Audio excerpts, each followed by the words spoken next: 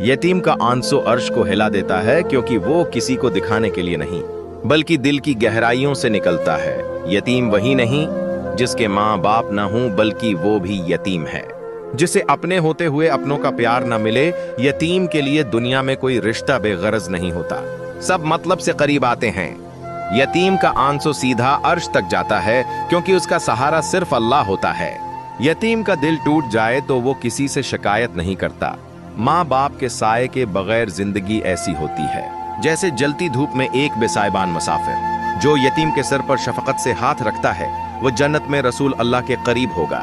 यतीमों के दिल शीशे की मानंद होते हैं, एक बार टूट जाएं तो फिर जुड़ने में वक्त लगता है।